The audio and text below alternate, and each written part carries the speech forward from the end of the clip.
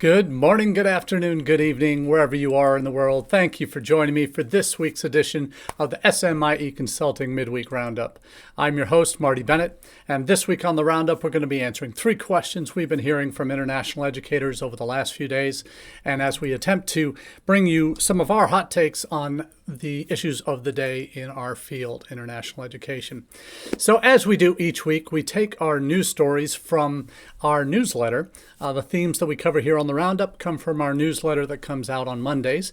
And if you're not already subscribed to that newsletter, I'm dropping the link to that in a link to our website where you can sign up at smieconsulting.org/subscribe. I'll also be putting the links to our most recent edition that you would get via email, as well as our LinkedIn version. We have a LinkedIn version, so if you prefer to get your international ed news via email, check out our website link. And if you prefer to get it via LinkedIn, there's the LinkedIn coming into the chat as well. Combined between the two, website newsletter and LinkedIn newsletter, we have over 1,000 subscribers now. Very excited to have crossed that threshold in the last week, and that we have so many international educators that are making this newsletter a part of their weekly international edification. For those that are also listening live here on Facebook, LinkedIn, YouTube, or Twitter for SMIE Consulting, thanks for joining the conversation. Welcome your comments in the chat, but please do become a part of the regular listening audience as well. If you prefer this, maybe just catching us live for the first time today, you can also download an audio-only version of the Midweek Roundup on all your favorite podcast providers as well. So while you walk, work out, or work, you'll have that as an option for getting this content each week. So thanks so much again for joining us live. And as we do each week, we take questions that we've developed for the Roundup from those news stories that we've seen. First up is, do DEI efforts, diversity, equity, inclusion, at your college align with your international recruitment? And this is a topic that has really grown in interest in the last 3 or 4 years on college campuses in the United States as DEI offices have sprouted up, vice presidents for diversity, equity, and inclusion and access, and other descriptors are added into that mix as well. But primarily DEI efforts have become regular features on college campuses. We've also seen the downside of that in Florida recently with the governor there asking for an audit of public institutions spending on DEI efforts.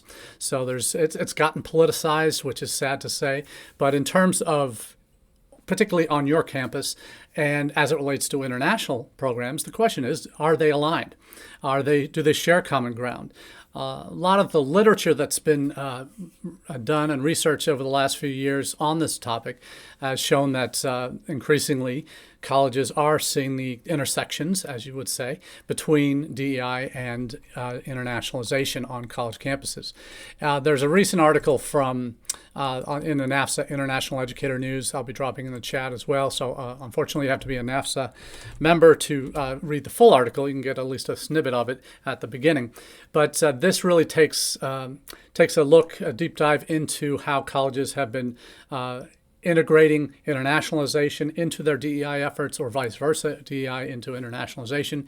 Obviously, internationalization covers both inbound and outbound on a lot of college campuses, as well as internationalizing the curriculum, faculty and staff research, opportunities for exchange there, as well as the traditional inbound and outbound student flows. But that piece of international, where we're talking as it fits into the DEI component on college campuses, really relates to the impact of diversity and how institutions provide equity and access and include all the different demographics that they have on their college campus into the mix of programming, of services, all of that in terms of promotion, in terms of recognition, in terms of targeting for enrollment and such. All of that factors into the DEI scope. So internationalization certainly would be, from a layman's perspective, if you look at what diversity, equity, inclusion means.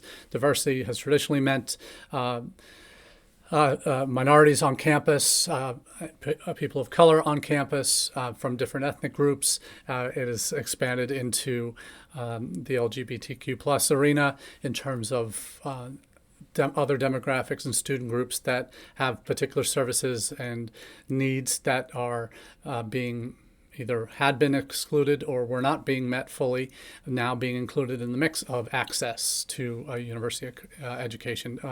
Students with disabilities are also included in this mix.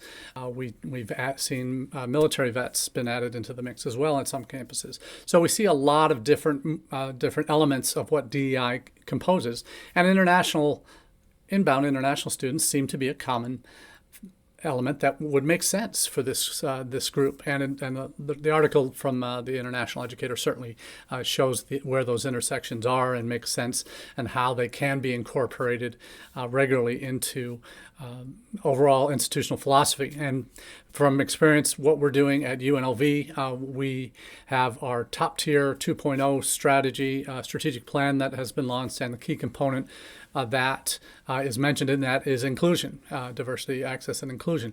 That inclusion aspect also includes international students, as that's how we're fit into the larger international student enrollment plan, the larger university strategic plan. International is in that mix of DEI related topics.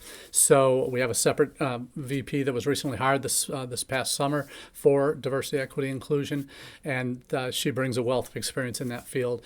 And she has have yet to meet with her directly, because I don't work on the home campus, but that's from what I've heard is there's openness there to involving international students more in that process and programming and all the relevant pieces that go into successful implementation of DEI on campus.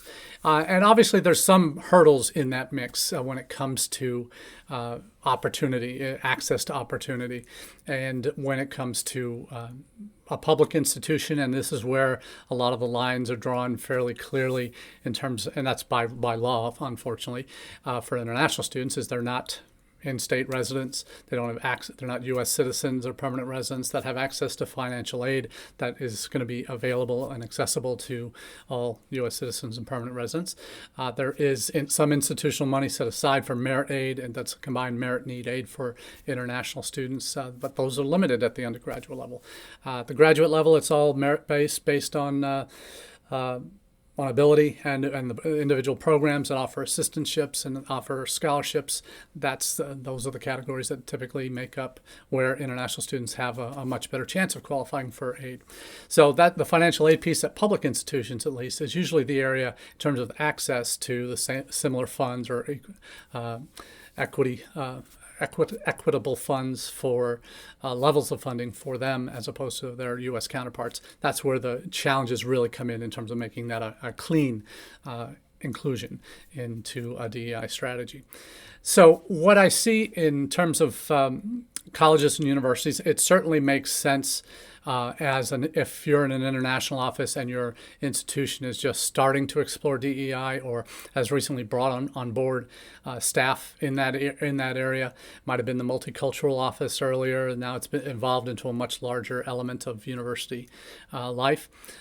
This is an office that you want to be connecting with, the DEI office, and as an international educator, if it's not you as a director of international enrollment or admissions, it should be your boss as a SIO, if there is one on your campus, that can take that level of a conversation at a top level in your institution to an equivalent DEI VP or senior administrative official responsible for those efforts. That's something that I think is important for international educators to keep in mind. Is there are one of the things we always talk about with our 6 Ps of strategic international enrollment management, one of those significant tools you need to have is perspective, not only a global perspective on what's going on in the world and how what happens out in the wider world impacts what you do in your recruitment and on your campus for international students. It's also a perspective of what your campus is committed to. And if DEI is something that's committed to, you would want to think that international student enrollment would be something and the issues that those students face once they get on campus will be part of that mix, or should be part of that conversation. If it's not, how do you approach that with your senior leadership at your campus? And these are conversations that are certainly going to be useful to have and necessary to have as you look at ways to incorporate what you're doing as an enrollment management office, an international recruitment office, an international student office, with the larger conversations happening on your campus related to DEI. You want a seat at the table is what we're saying here. And if you don't have that, it's time to find some champions on campus that can help advocate for you to be a part of that conversation. And that's really what, when we talk larger visions about strategic planning and mission and vision for not only your campus but your individual international unit, having these kind of folks around campus that can help support you in what you're trying to do in terms of grow international and student enrollments, take better care of your international students once they're on campus to make sure that their needs are being met, services wise and such.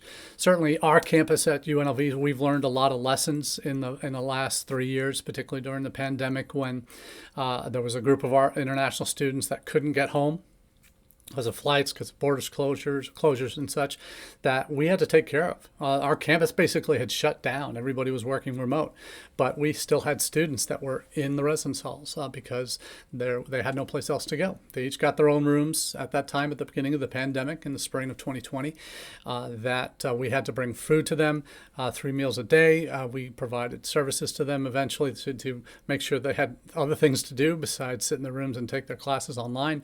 And that's something that was a real priority for our university. And it made us realize that perhaps we weren't doing as good a job as we thought we were related to the services we were providing for international students. So our international student office has really undergone a transformation in the last year in particular, last 9 months, and more specifically, to look at these larger issues impacting our students, our international students, once they're on campus, beyond the immigration pieces that are essentials that they need to have to maintain their status and their safety and health.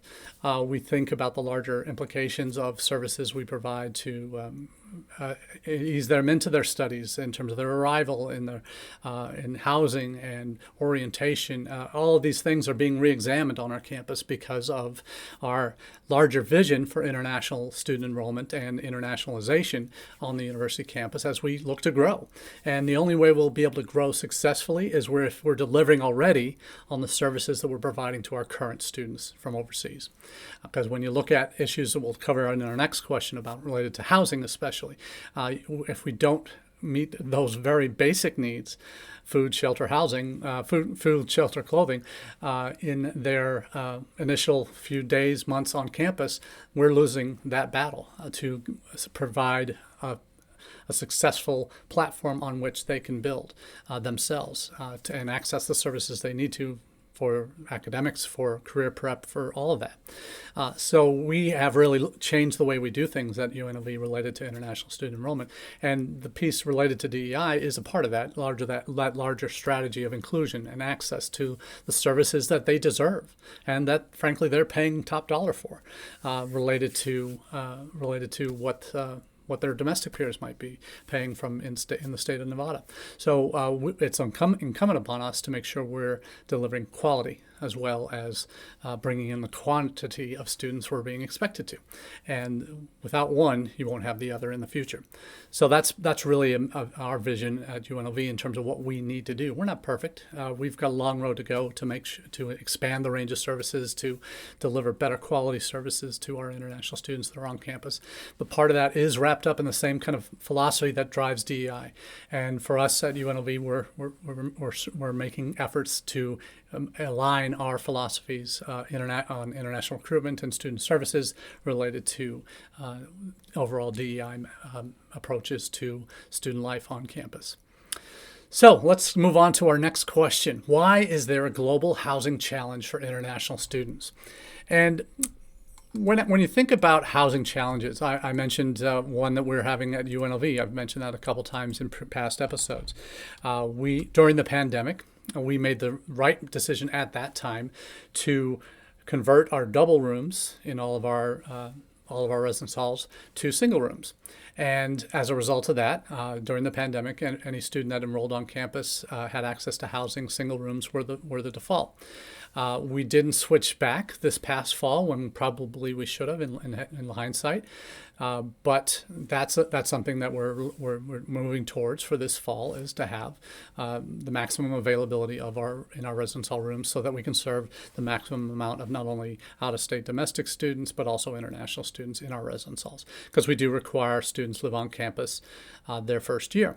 So we'll see what happens with that in the fall. But in the United States, I know a number of colleges that during the pandemic there were residence halls and this tends to be more of a challenge in urban areas on the coasts and in more heavily populated areas of the country, and in larger cities where housing can be at a premium anyway, and affordable housing even more so for students and students from overseas. There's a few different articles that I'll be sharing in the link, and they have to do with countries like Australia and Canada that have experienced very significant housing challenges. We've seen, we've reported earlier this spring, actually late winter, or late last year, early this year, one state in Australia, Western Australia, had the housing shortage is so significant in the urban areas that the state of Western Australia is offering families who would be willing to house an international student, the government will pay them each week to do so. So that's how significant an issue is at Australian universities. We see the accommodation crisis for students that are returning from after maybe taking their classes online for 2 years. They're now looking to come back to start the school year, which in Australia starts in February this month and right around now. We're seeing in Canada, in certain provinces that are less heavily populated, we've seen some issues related to housing just not being available at all. So there's 3 articles, one by The Guardian that shares a story of how university property sell-offs have heightened the dire housing shortage as students return to Australia. So what has happened, some of the examples that are given in the article, that universities in urban areas, in order to keep staff hired and not have to let people go, they sold properties during the pandemic. That University of Sydney, for example, sold off more than $70 million of property in 2021, including $31 million of end-of-life terraces that provided some of the most affordable, close-to-campus accommodations in the area. That's from this Guardian article. In 2021, University of Wollongong placed 3 of its assets on the market, including Wirrona College, now operating as a privately owned student accommodation, and Market View, which is operating as a hotel. Its international college was withdrawn from sale. So those student beds that were in high demand were sold off, and now private companies are running those, and rents have increased significantly. In one case, the University of Technology Sydney sold a facility that had a 428-bed capacity to a private provider for an estimated 95 million Australian dollars, and that's the price of accommodations for those that were now looking to rent in those same properties as international students. The rents were increased 15 to 20%. So that's a difficult decision, obviously, that the institution made. But in their article here, it says the quote unquote was to preserve staff jobs and to avoid impacting the university's teaching and research over the pandemic. So these are some really significant issues here. There are also, you have a double whammy with scammers in some of these states. One in Western Australia, students flying in couldn't find the right place, and then ended up losing some money to sadly a con artist who took them for. Took their money, and now they're out deposits that would have gone to an apartment and to a fly-by-night guy that didn't even have any properties to sell or apartments to rent. So there's a potential 5,000 bed shortage in Western Australia, that in Perth, that we're going to be expected this February, March time period when students are looking to come back in. So another Pi News article said that there's an 8% student rent hikes in Canada and Australia.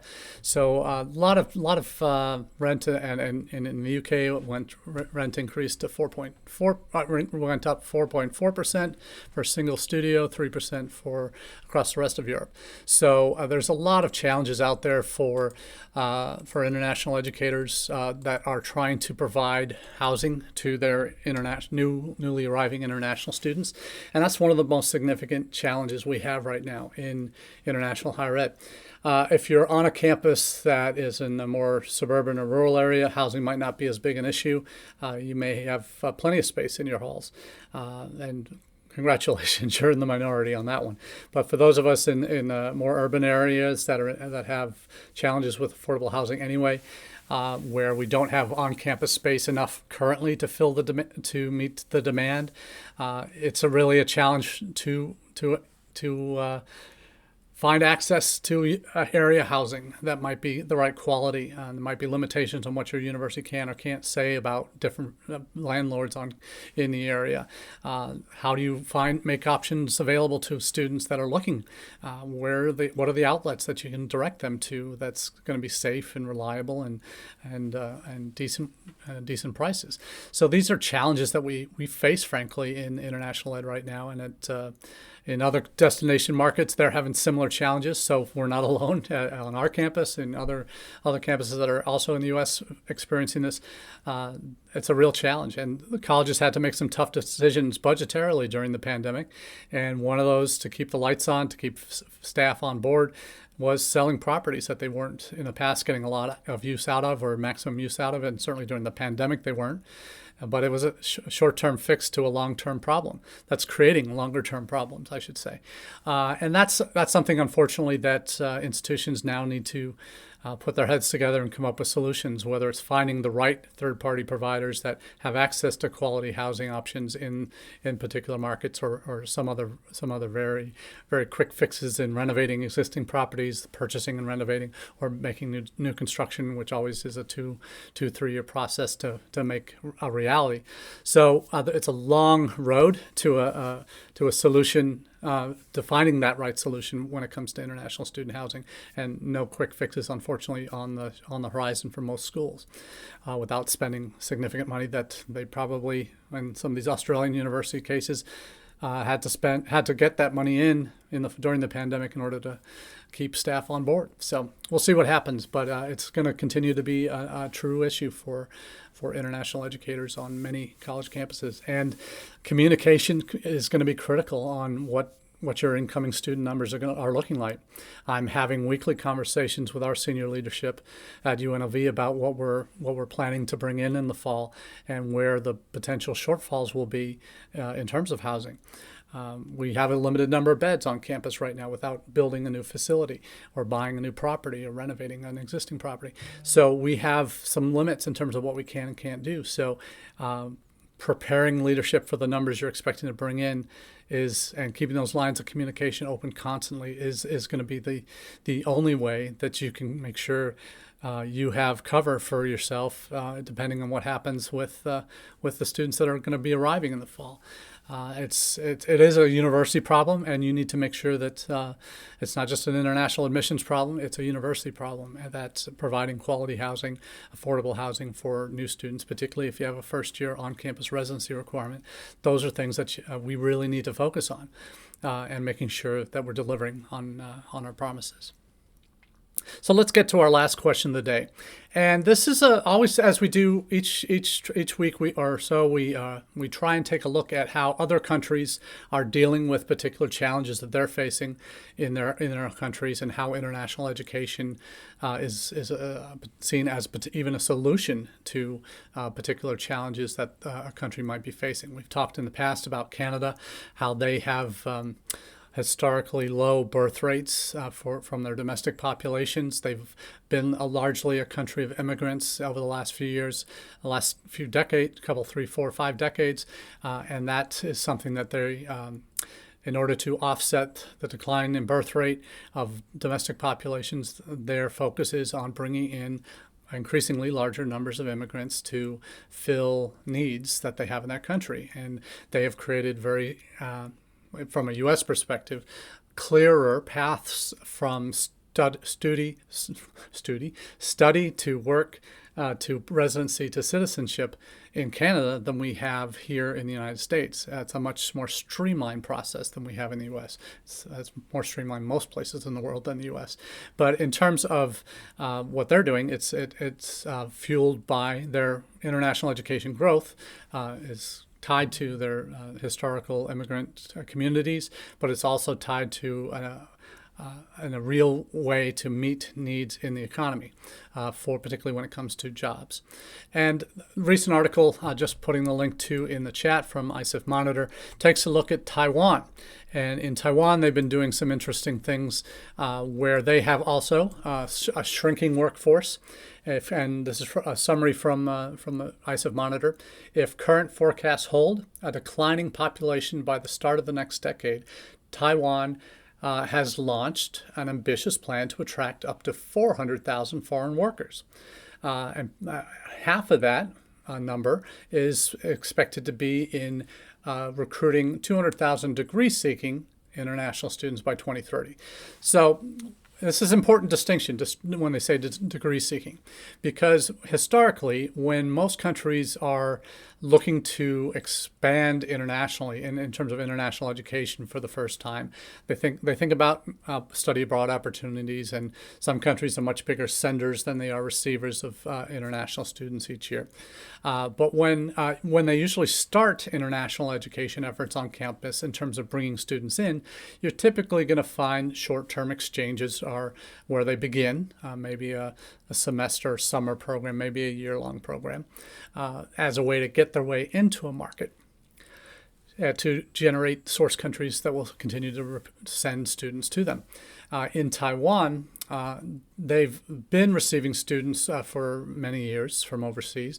There was even news during this past year when the Russians invaded Ukraine.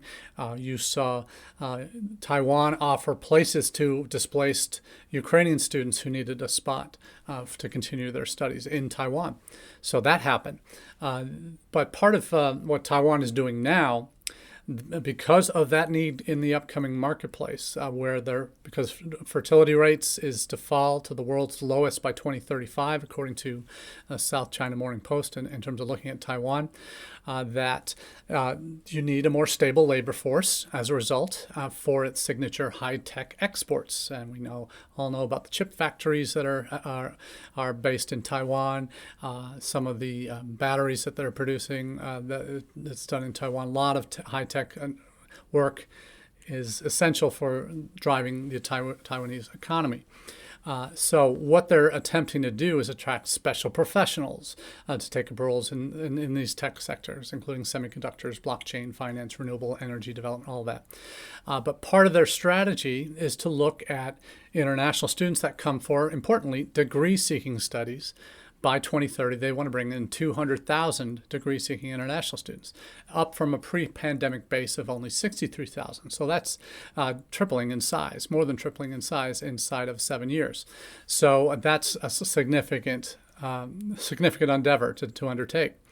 And what their hope is that these students that they're bringing in from overseas that are coming for degrees, their focus will be in getting them into degree fields that are in need in the economy, that will be increasingly in need in the economy. So we certainly see a lot of progress that Taiwan has made in the past few years international education-wise. Now they need to ratchet it up in order to meet their labor shortages that they're going to be having in the coming years. And international education is a direct element, a major element in that country's plan to achieve stability in their labor market, in their economy. So that's one way of looking at it. And we don't have that necessarily in the United States. Perhaps we should, where we link study to work, to employment and residency. So that's something that you would think would be, there are pathways to do that. They're very long and convoluted ways of getting to citizenship from becoming in as an international student. You can actually say that when you first come in as a student because of the dual intent laws that are not prevalent, that exist for certain categories like L1 or H1, which are employment visas that can have dual intent, either non-immigrant or immigrant intent. Student immigrant status is student visa status is non-immigrant. So until that changes and becomes dual intent, we won't be able to make that pathway clear because of the limits on how many people can get H-1B each year, because of the limits on the time that it takes to get a OPT approved. There are so many challenges that international students face to get to that point where even they can think about green cards and citizenships after they're employed for a number of years. So Taiwan's got one solution. Canada has another. Other countries have other ways that they go about meeting needs in their economies through international education. So I think that's something in the United States we need to tie more closely together. We've always talked about the value of bringing international talent from abroad. The number of foreign-born talent that lead some of our top tech firms is clear, and we always talk about that here. But we don't always tie the government policy doesn't always meet the realities on the ground. So these are things that in the U.S. we do need to do a better job of, and have immigration policies that make sense and allow for these kind of possibilities to exist. And when that happens, we'll become a much more attractive country and destination for international students. So that's all we have for this time on the Midweek Roundup. We thank you for making us a part of your journey this week on international education news, and we'll be back in touch with you live from AIEA in DC next Wednesday. Looking forward to that conference and catching up with fellow SIO colleagues around the country and the world. So until next time, have a great day. Cheers.